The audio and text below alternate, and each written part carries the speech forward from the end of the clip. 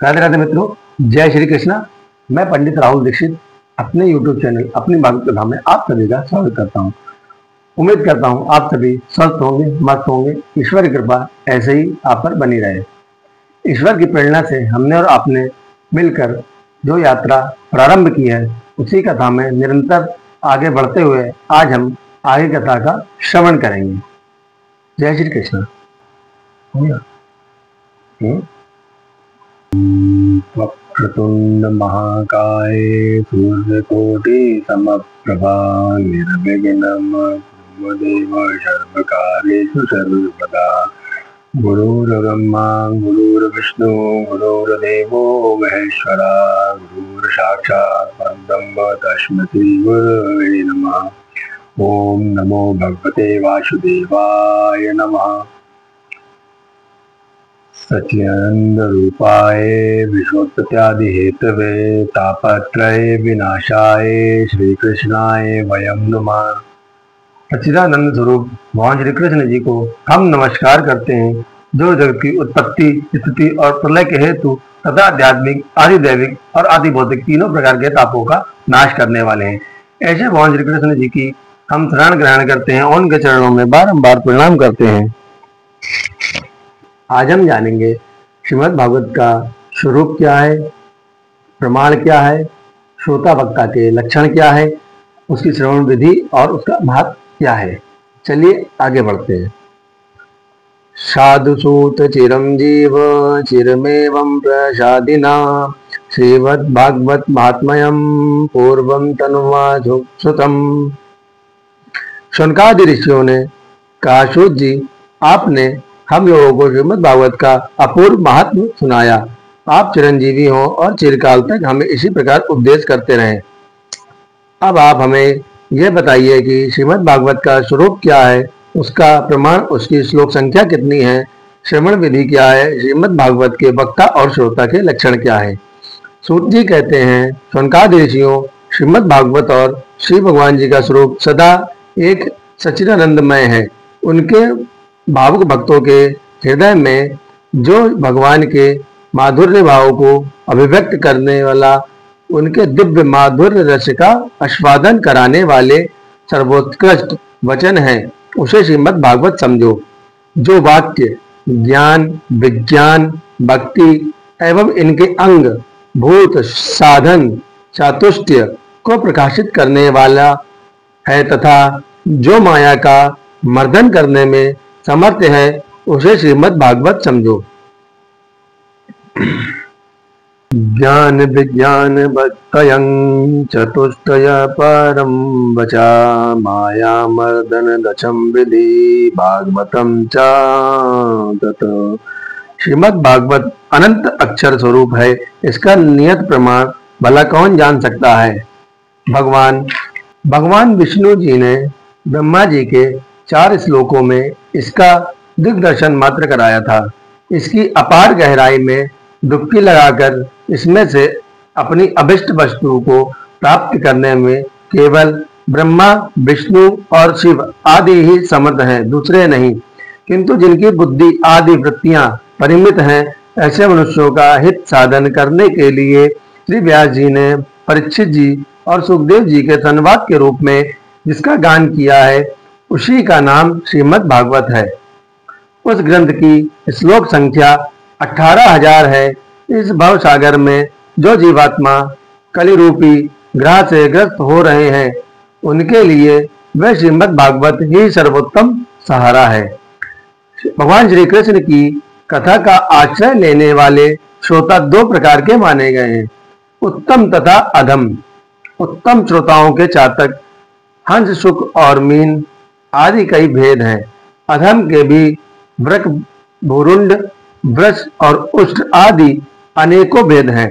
चातक अर्थात पपीहा स्वाति नक्षत्र के बादल से बरसते हुए जल को ही पीता है, दूसरे जल को स्पर्श तक नहीं करता। उसी प्रकार जो श्रोता सब कुछ छोड़कर केवल श्री कृष्ण की संबंधी कथा का ही श्रवण करता है, वह चातक श्रोता है।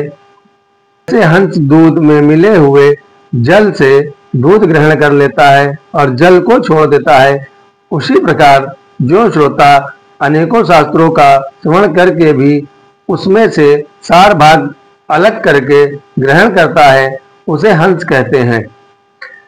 जिस प्रकार पढ़ाया हुआ तोता अपने शिक्षक को एवं अन्य को अपनी मधुर वाणी से प्रसन्न करता है, उसी प्रकार जो श्रोता कथावाचक व्यास के मुख से उपदेश सुनकर उसे सुंदर वाणी में दूसरों को सुना देता है, वह सुख कहलाता है।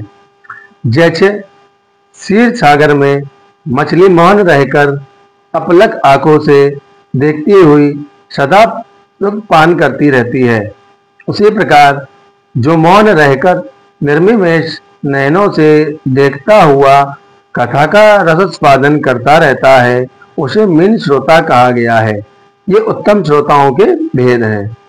जैसे वृक्ष अर्थात भेड़िए वन में वेणु की मीठी आवाज सुनने में लगे हुए मृगों को डराने वाली भयानक गर्जना करता है, वैसे ही जो कथा श्रवण के समय रसिक श्रोताओं को उद्विग्न करता हुआ बीच बीच में जोर जोर से बोल उठता है, वह वृक्ष कहलाता है। हिमालय पर एक बोरुंड नामक पक्षी होता है, वह किसी के शिक्षाप्रद वाक्यों को सुनकर वैसा ही बोला करता है, किंतु स्वयं उससे लाभ नहीं उठाता।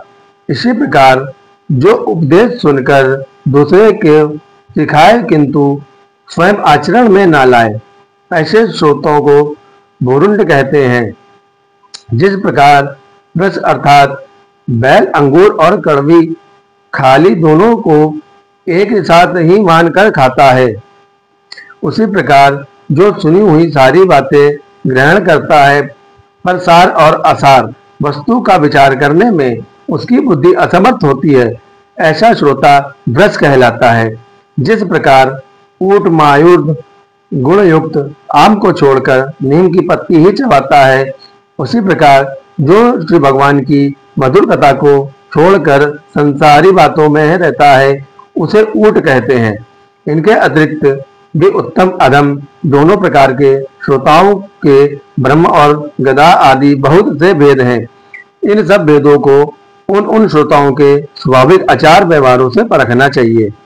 जो वक्ता के सामने उन्हें विधिवत प्रणाम करके बैठे और अन्य संसारी बातों को छोड़कर केवल श्री भगवान जी की लीला कथाओं को ही सुनने की इच्छा रखे, समझने में पूर्ण कुशल हो, नम्र हो, हाथ जोड़े रहे, शिष्य भाव से उपदेश ग्रहण करे और भीतर श्रद्धा तथा विश्वास रखे।